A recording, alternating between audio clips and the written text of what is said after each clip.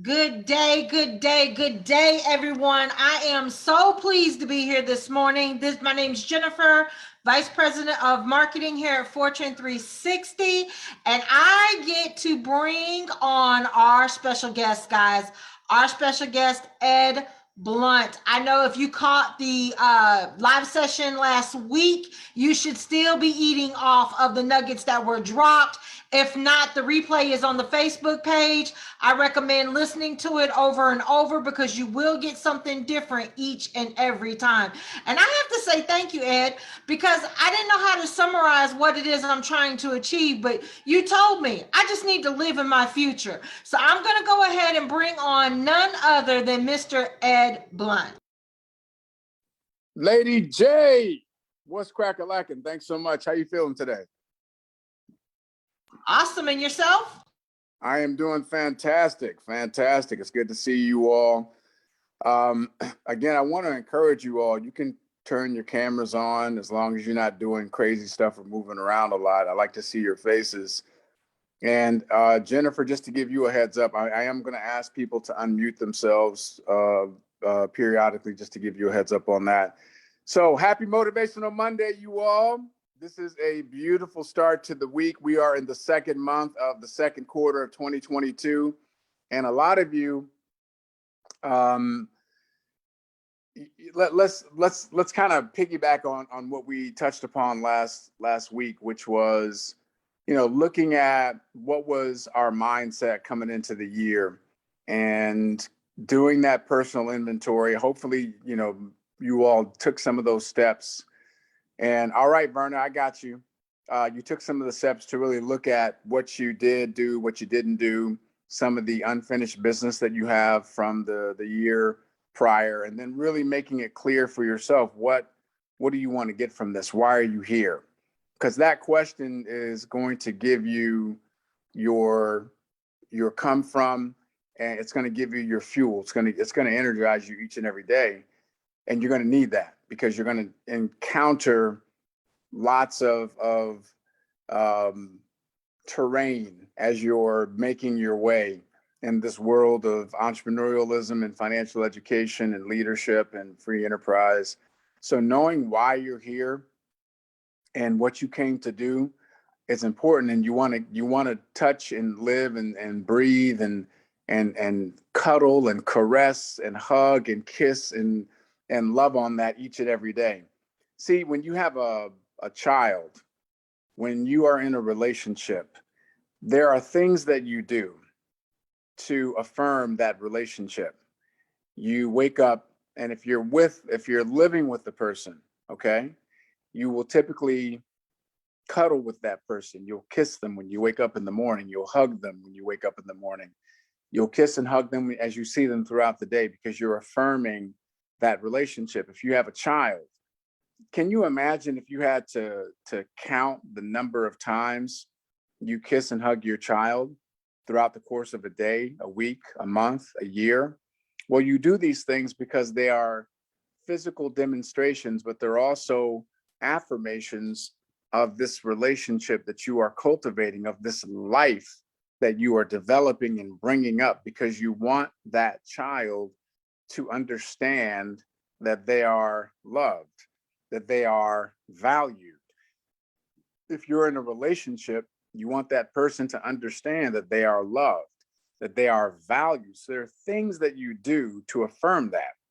Now, when you look at you as a dream manifester, someone that has a clear and concise mental picture. See, the first time I came across that phrase, I didn't even know that this was a part of my vocabulary until I read it in a book. So Napoleon Hill's Think and Grow Rich, he talks about a clear and concise mental picture, beginning with the end in mind. And there's something about falling in love with that picture and romancing that picture and affirming that picture in your mind every chance you get. See, for those of you that are parents, you don't consciously say to yourself, I am going in to give my son a hug. I'm going to kiss my daughter right. You just do it.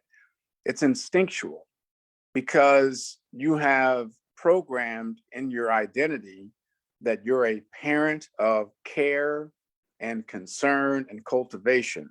And so you do these things because it is a part of the process of cultivating that life, developing that life.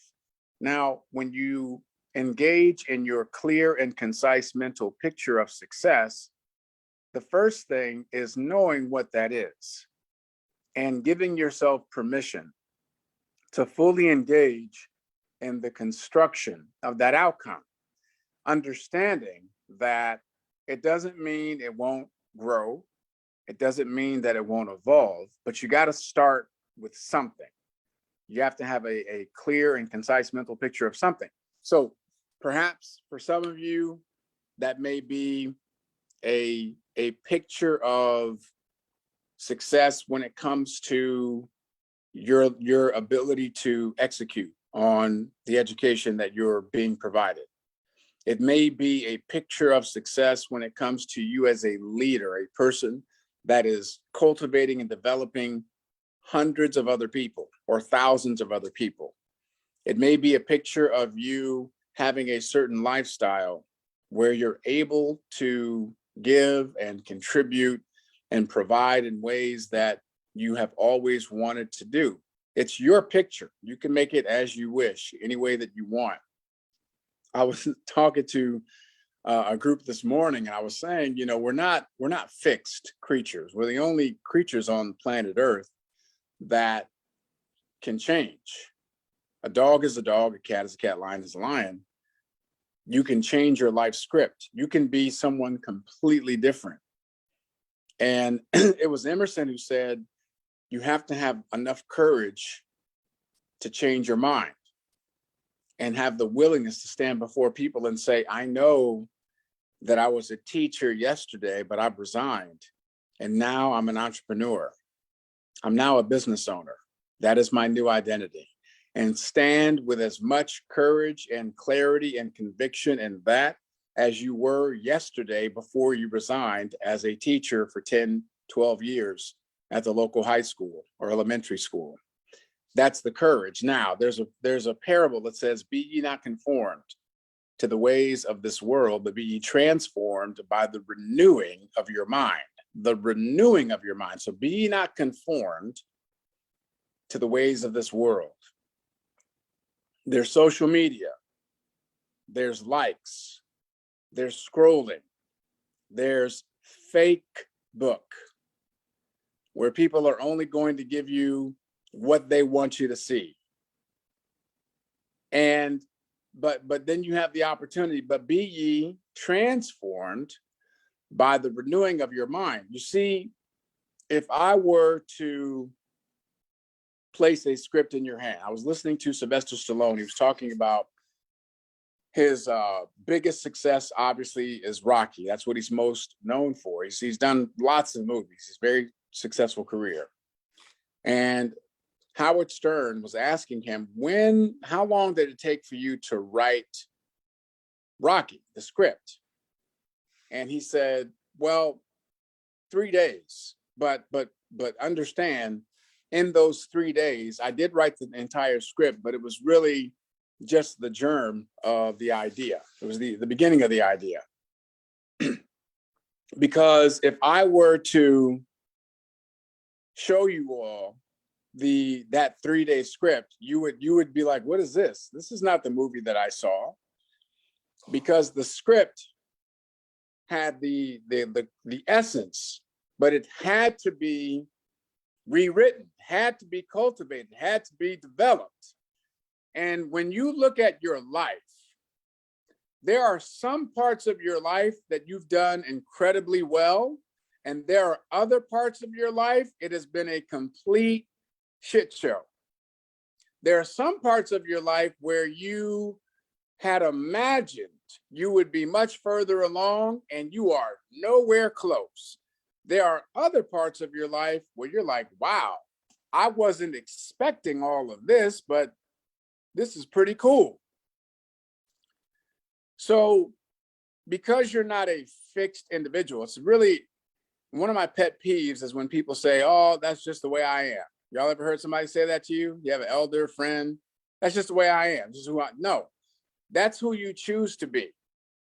What that tells me is, number one, you're just being lazy. That's one. Two, you don't want to take any accountability. And three, you're not willing to change. So instead of you saying, no, you know what? I'm good. Like, I don't really want to grow anymore. I'm very set in my ways. And even if it's going to cause me harm and self-sabotage, this is where I'm comfortable. No, they're not going to say all that. They just, oh, that's just the way I am. That's lazy. And it's a lie. That's who you choose to be. Nobody's forcing you, and you weren't born to be a certain way. You have a choice to reinvent yourself as you see fit. And that is the power of creation. So as you're formulating, cultivating, caressing this clear and concise mental picture, the next question I have for you is, how are you loving on this picture? What kind of time are you spending with it? How much time do you spend with your kids? If I asked David, well, how much time did you spend with baby girl over the last, 2 days when she was with you? He would say, well, we did this. We got up in the morning and we did this, and we hung out there and we watched this cartoon, and then we went to the park. And he would give me a whole list of things and activities they did together. And if I asked him to actually chart the amount of time, he would probably give me somewhere between, who knows, 15, 20 hours, not including sleep, right? And what happens? What do you see? What begins to emerge? You get this thing called feedback, all right? So if I'm talking to my parents, what happens? Your kid's teacher will say things to you. They'll say, your child is one of my best students. They have such a kind heart. They're leaders. Like they always volunteer, the way they show. You will start to get confirmation on the seeds that you've been planting and what you've been sowing into your child or children. You'll get confirmation. All of you know this whose kids are old enough to be in school. If you're in a relationship, you will get confirmation from your partner, because when you don't take out the trash, or you mess something up, or you're late, they're going to give you grace because of how you show up for them, how you love on them, how you are constantly affirming that relationship. You get confirmation. Now let's talk about your goals and your dreams. How much time do you spend with those? How much time do you spend visualizing and having an emotional experience in that space? How is it showing up in your life? What are you attracting to you as a result of the amount of time you're spending cultivating and loving on your dream? See, I know what can take place from the internal mechanism, because everything is created twice. Everything is created twice. It was first up here, now it's out there. Nothing you can see, nothing that we're using right now to communicate with each other. There's nothing that we are experiencing that wasn't created twice. So if we know this, and Alice, we're living this, the sweatshirt that you got on, the colors, the drawstring, the hoodie, somebody had to make that, but they had a design first, then they created it. So we know these things. The question is, how do we implement these things as it pertains to the things that we want to create and the results that we want to have in our life? And the hardest thing that people do is to sit still and visualize. And you know what? I'm not even saying that you have to get up and go find a room and meditate and focus on your dreams and your goals. What I am saying is that whenever you're not focusing on your dreams and your goals, you better be actively pursuing them. Okay? Meaning you're in a course, you're in a class, you're on a Zoom, you're making phone calls, you're connecting with people, you're networking. But when you're not doing those things, you need to be living in your dream. How many of y'all ever been in love? Anybody ever been in love before? I can't see nobody's face. None of y'all got your cameras on. You ever been in love? You ever been in a relationship? You ever been smitten with somebody? You ever have the hots? Thank you, Jessica. Jessica, you remember like what the first, let's say the first 48 hours, and then first week, second week, is there really a day that goes by where you're not thinking about that person in some way, shape, or form? Am I right? Like, is there not a day that goes by when you are having an Not a day. right? You have an emotional response to someone who's not even in the room with you. You're getting emotional about someone. And it starts to take up all of your energetic space. So, ladies and gentlemen, we do this all the time. And you know what happens? A lot of times we manifest stuff because of that. How many of y'all have had that feeling where initially, okay, in the beginning, it feels so good and you are so dialed in on this vision of this individual that you want to be with that you literally will manifest it even though it's the wrong person? You ever done that with the wrong person? You ever done it with the wrong person? And you're like, you look back and you're like, what the hell was I thinking? Like, how did I get in that? It's the power of your mind. It's the power of manifest. We do it all the time. And what I'm saying to you is this. Here's the difference between these situational dynamics, because when you do it with another person, you have things that you can't control, right? Like if you fall in love with a sociopath, well, you're not going to change the sociopath, right? Eventually, they're going to show themselves to be a sociopath. If you fall in love with a narcissist, eventually they're going to reveal themselves to be a narcissist. If you fall in love with a selfish prick, eventually they're going to reveal themselves to be a selfish, like you can't do nothing about that. But when it comes to your goals and your dreams, that is 100% your creation. There's another parable. It says, write the vision, make it plain so that those that see it can run to it. Write the vision, make it plain so that those that see it can run toward it. Okay?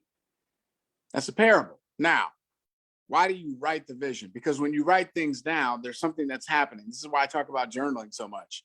When you're writing something down, there's something connecting your brain, the visual, and the sensory, because you're writing these words. It's kind of like when you write down a few names and numbers on a piece of paper, automatically things start to trigger, memories start coming up, because that's the physical act that you're doing.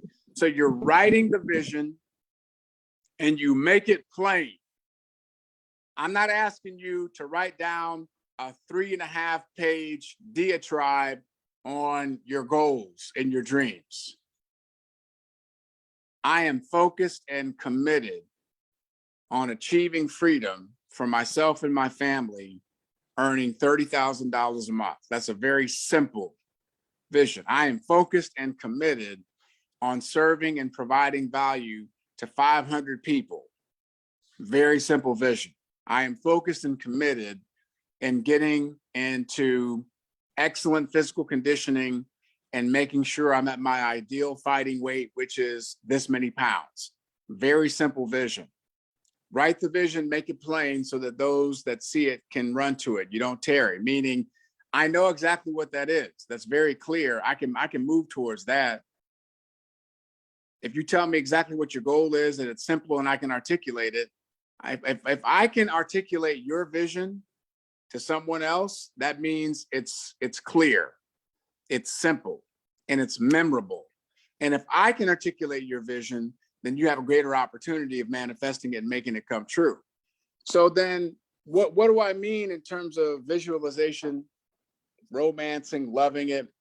Well, let me keep hammering on the power of your mind. So there's a gentleman, his name is Bob Hoopla. Bob Hoopla is a very well-known free throw coach. So if you've ever watched the National Basketball Association, you know, there's some players that they're not very good free throw shooters. They're great dynamic players, they're great passers, they're great scorers, but they're not great free throw shooters. And so he helps them. And they did a study with 3 groups when it comes to increasing their performance at the free throw line. Now, this guy, Bob Hoopla, is ridiculous. This dude made 1,300 free throws in a row. He made 1,300 free throws in a row without missing, 1,300. So the first group was asked, we want you to go to the gym and dedicate 30 minutes a day to practice your free throws. 30 minutes a day, just extra, just practice free throws. That was the first group. Second group, they said, listen, we want you to spend half of your time visualizing your motion, your range, and then half the time actually shooting and executing on it. That's your assignment. So 30 minutes, 15 minutes, visualizing up here, just visualizing, 15 minutes actually doing free throws. Third group, here's what we want you to do. We want you to spend 30 minutes visualizing your free throw motion and the ball going in. We don't want you actually shoot. Do not do the physical exercise. Do it all mental, 30 minutes. And so they did this for 30 days, and then they measured each group's performance. So the first group that was strictly practicing the form, their free throws improved by about 20% overall, about 20% improvement. The second group that visualized half the time, and then they actually did the physical shooting motion, they did about 33% improvement. 33% improvement. The group that visualized only, 60% and better. 60%. Why? Because they understood, the individuals that created this control group, they understood that if I tell you, listen to this now, if I tell you to spend 30 minutes visualizing, do you really think that's I'm only going to give it 30 minutes each day? Why? Well, because I'm cultivating a new habit of actively engaging my visualization skills, and I can do that anytime. I can do it anytime. I could do it on the way to school. I could do it when I'm walking in between classes. I could do it when I'm sitting in the lunch line. I can do it when I'm going to bed at night. I could do it first thing in the morning. So the individuals who were visualizing only actually ended up putting more time in practicing their free throws, because the first group only associated the physical act without the visualization. Therefore, after 30 minutes, they didn't think about it anymore. They didn't think about it no more. And we're going to get better at it. It's the power of the mind. So it's easy to be thankful and grateful for what's before you. You got clothes on your back and food to eat, a roof over your head, good people in your life. Those are all things that you can physically reach out and touch. Can you be equally grateful for those things that have not come into your life, but you see them in your life right now? Can you be equally thankful and grateful for those things you have yet to manifest, but you can see it in your mind? Someone asked Phil Jackson this question. They said, you're the winningest championship coach. You have 11 championships. You have 6 rings with the Chicago Bulls. You have 5 rings with the Los Angeles Lakers. And you won 2 championships with the New York Knicks when you were a player. And you won championships when you were a semi-professional coach overseas. What is it that you attribute your success to? He said 2 words. It's Phil Jackson.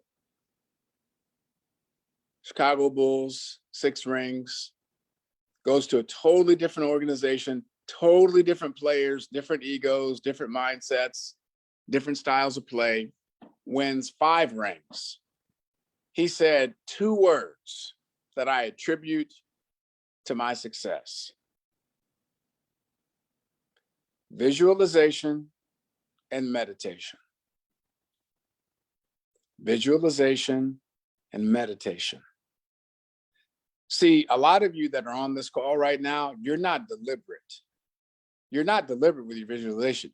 You do it like sometimes you think about it, but it's not, you don't do it with the same level of emotional engagement and commitment as you engage with your lover, as you engage with your child. You don't do it with the same level of energy and commitment. You don't. When Dennis Rodman of those Chicago Bulls, he was with them on their second three-peat. And he had won 2 championships prior to that with the Detroit Pistons. And a reporter had asked him a question. They said, whenever we see you on the exercise bike, you're always having these big headphones on. What are you listening to? And he said, well, I get asked that. And I typically tell people I'm listening to Pearl Jam. But if you really want to know what I'm listening to, and pulls out his player, takes the headphone out so they could hear it, presses play. And it's him. It's Dennis Rodman talking to Dennis Rodman about Dennis Rodman. And what he's doing is he's talking specifically about the opponents he is going to be facing in the upcoming game, their tendencies, their habits, if they shoot right or left hand, which direction the ball spins when they do shoot, because according to whatever way the ball spins, when it hits the rim, it's going to bounce in a certain direction. He already knows all of this because that's physics. And so Dennis Rodman, and he talks about this in The Last Dance, he would practice having the ball hit all the different spots on the backboard so that he could learn to anticipate how the ball is going to bounce. And then he would combine that with the opponents that he's playing, who he's guarding, their tendencies. And people look at him and they think he's just a freak athlete, greatest rebounder in the history of the game, just a freak athlete. No, he was very deliberate. He spent so much time up here doing what? Visualizing. So as you look at your goals, the things that are important to you, why you're here, what you're here to accomplish, it is very, very, very important that you have specific outcomes, clear, concise, mental pictures. And they're yours. You get to create them as you see fit. And once you get honed in on that, you don't tarry, you don't look left or right, you don't look at somebody else's vision or picture, you stay focused on your own. You don't get distracted by all of the noise and all of the distractions that are built into this world that we live in now with social media, the scroll universe, and chatter and insignificant energies being diverted every other direction that has nothing to do with why you're here, what you want, what you came to get. You stay focused on your outcome, and you start to cultivate the habit of focusing only on that until you manifest it. It's very simple, right? Easy to do, easy not to do. But you have to make that a priority. You have to massage and caress and cultivate that as much as you do the relationships and the real people in your life. You've got to make it a priority. So here's an example, okay? I'm gonna read something to you. Hopefully you can still hear me.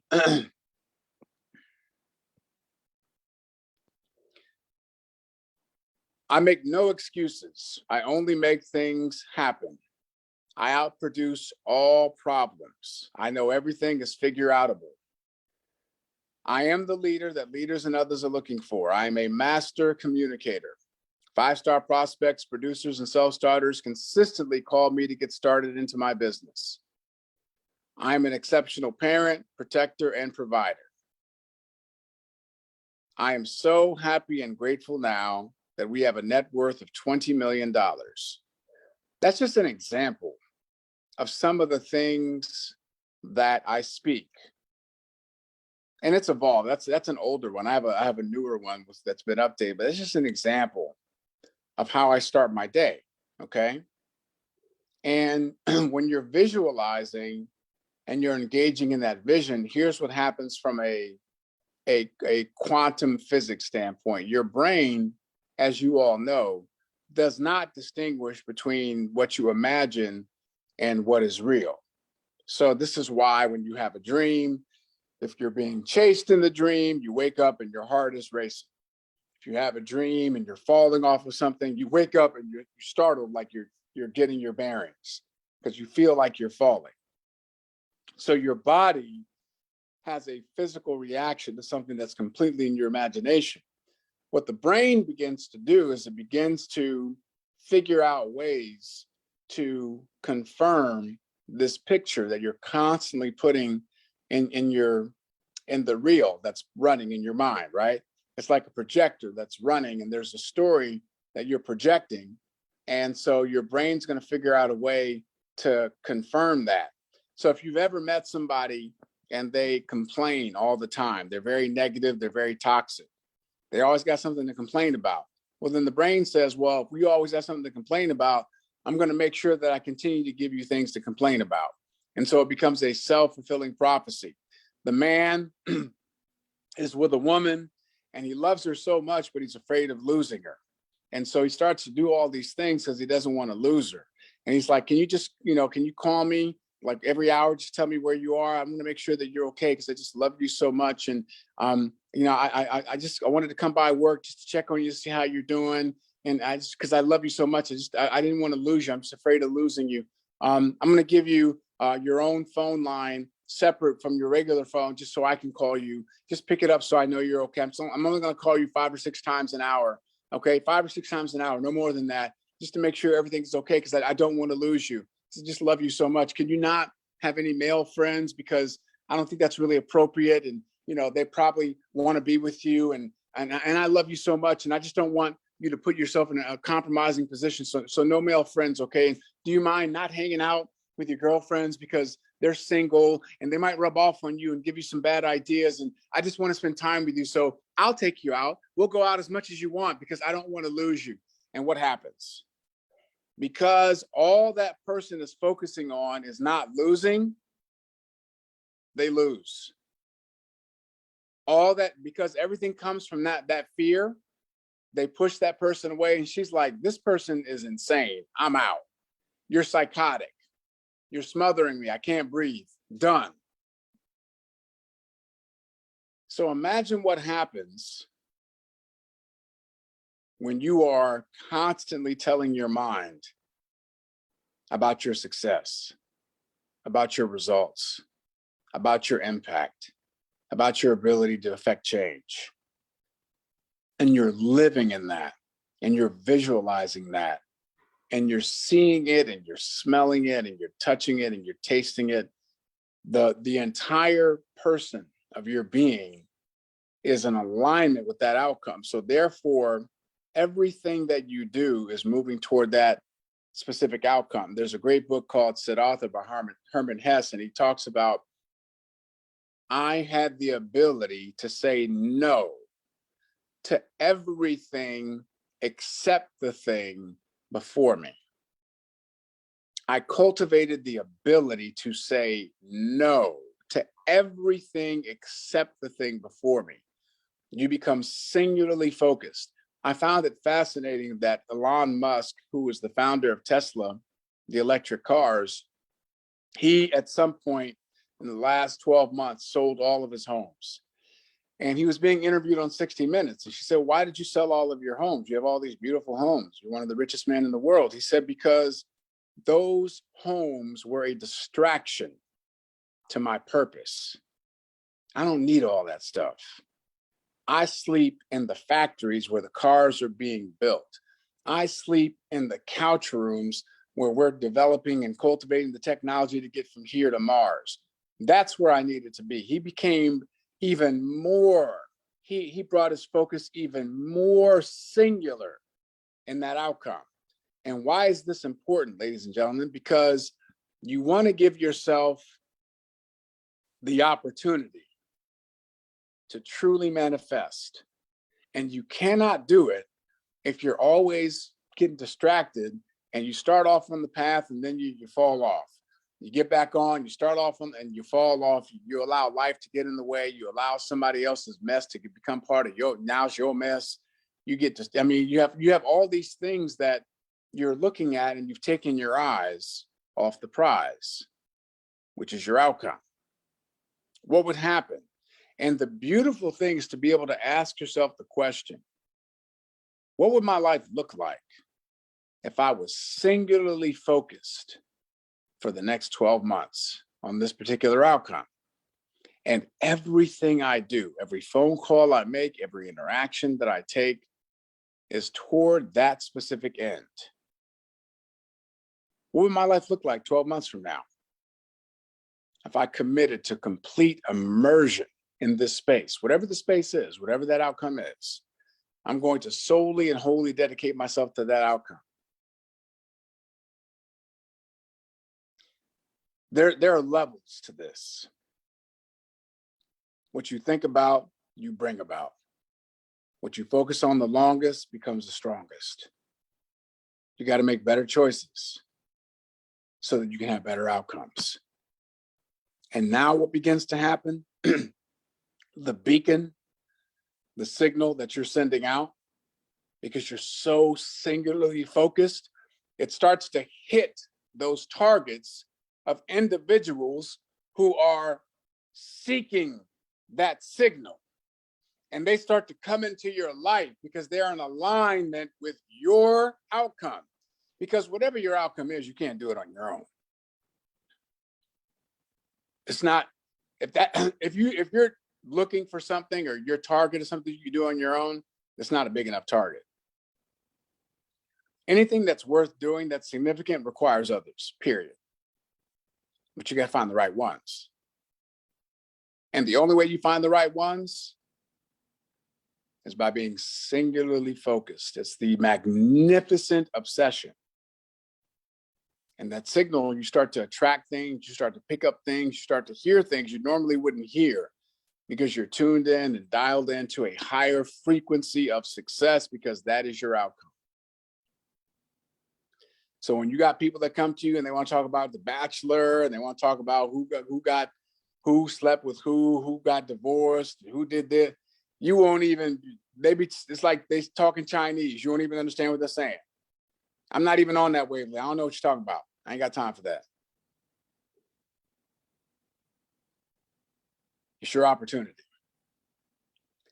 visualization, meditation, clear and concise mental picture. Some of y'all have to go back to the drawing board this week. Some of you will have to be deliberate and put it on your calendar the same way you put everything else on your calendar, the same way you schedule calls and meetings and appointments and daycare and kids' activities and date night. The same way you schedule all of that, you got to schedule time for yourself each and every day for your visualization and your meditation. Have an awesome and amazing Motivate Monday. Let's keep making it happen. Looking forward to hearing back from each and every one of you next week. Your progress, your growth, your success. And we'll see you next week. Take care.